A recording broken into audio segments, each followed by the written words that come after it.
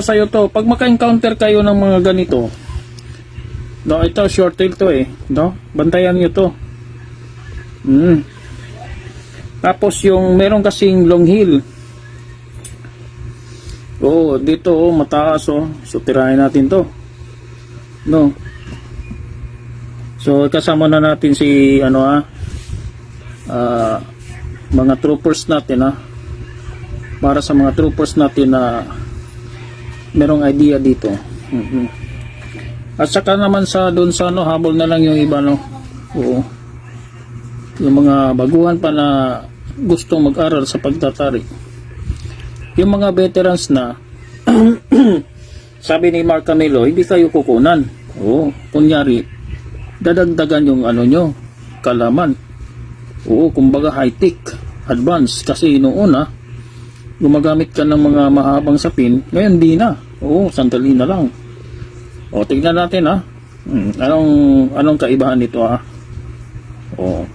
sa short tail to, malalaman mo yung kasi yan, minsan may pa nga yan, mas mababa pa yung tubo ng tahid, magaganon pa yung makipot, no.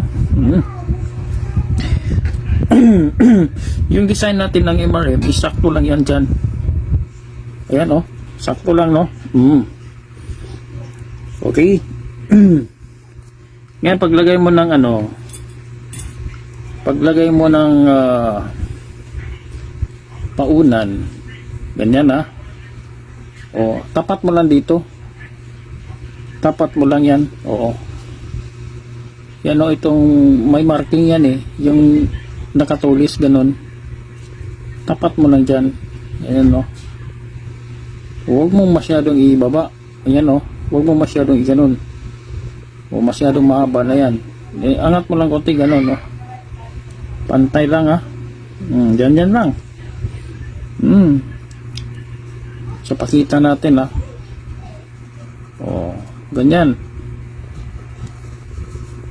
Shout out kay Legal Dapper of Taguig, Francis Maymay, shout out sa iyo. So lalagay natin to si Tari, sakto lang, tignan mo pagka medyo siya, no, parang dito lagpas konti, hindi siya na gitna. Kaya nga sa gitna yung itong sapin mo dumaan, para pwede mo siyang i-adjust. Ganon mo lang, atakin mo lang, okay, atakin mo yan, para sakay lahat, okay, yun na yun. Yun gumitna na doon sa ibabaw, di ba? Tingnan mo, hindi to, no. Tama lang yan, okay. Tuha mo na, Ngayon, dito naman tayo sa long heel, kasi short lang, sakto lang yan dito sa baba, okay.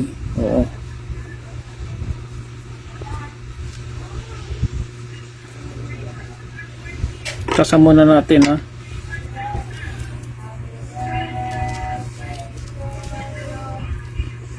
okay, ito naman, short heel.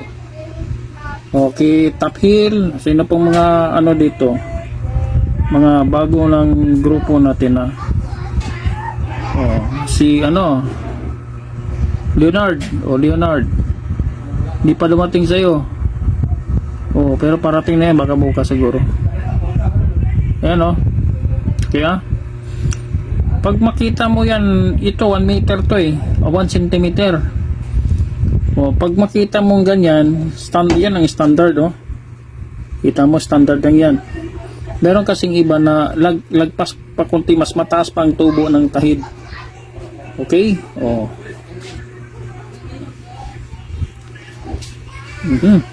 Sige, tupin natin. Isang tupi lang talaga yan, huwag kang magdagdag dyan, dahil ang MRM ay nakadesign po dyan sa sapin na yan. Okay, kuha mo na. Huwag kang magdagdag dyan. Tingnan mo, okay.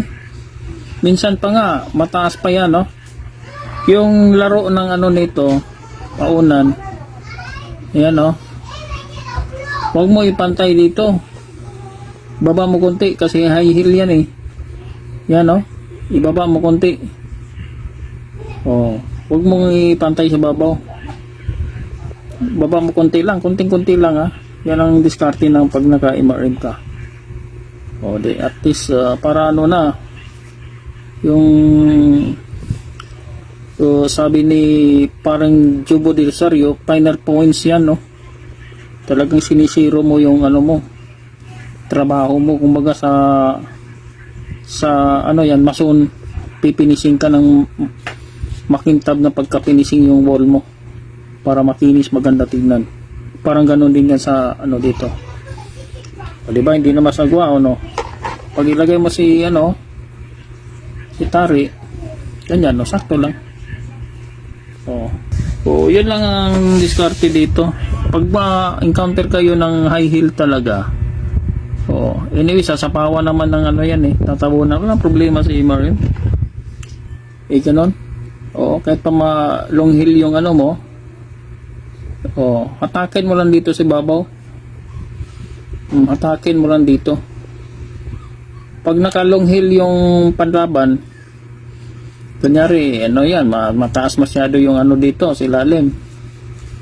Tignan natin, no? O yan, no? Medyo malayo konti. May awang siya dito sa ilalim. Minsan man, mahaba pa yan, eh.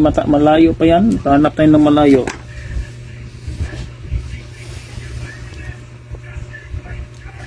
Ito medyo malayo to. Yan, no? Pero hindi gaano.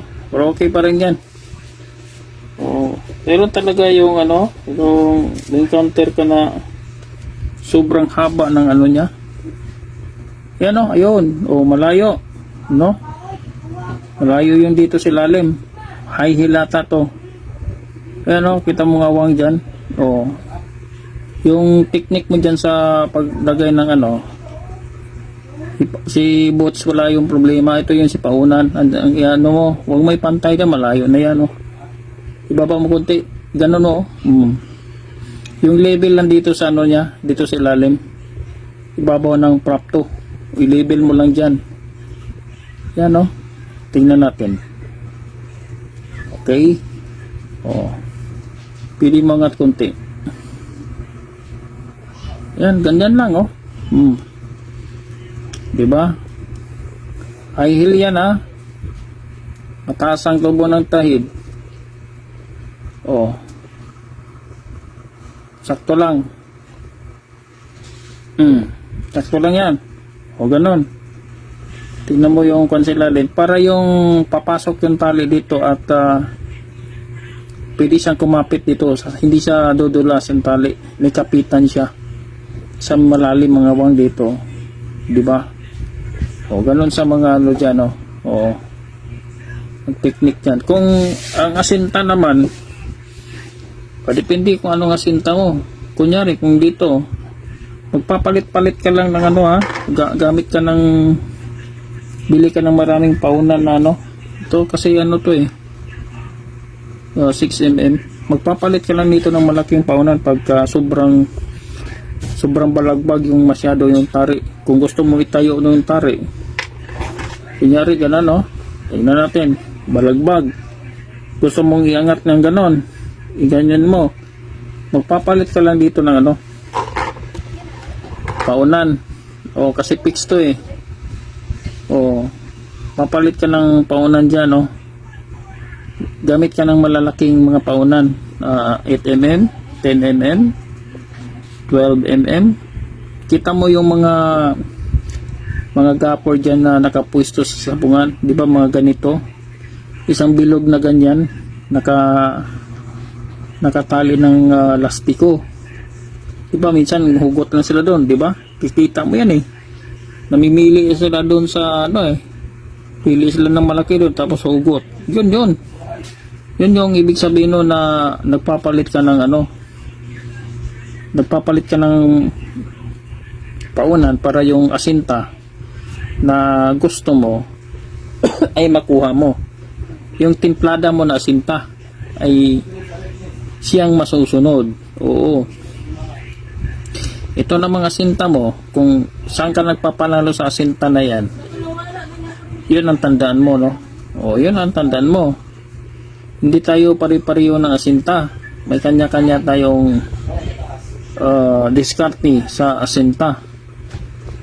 Kung iba nag-champion sila doon, sa asinta na yon, yun ang sinusunod nila. Oo, ikaw naman, nagpapanalo ka sa asinta mo. Kung anong asinta ang ginamit mo, oo, i-final mo yan. Yun ang sundin mo na asinta. Oo, kaya magpapalit ka ng paunan. Di ba? Magpapalit ka ngayon ng paunan. Oo, para makuha mo yung asinta na gusto mo.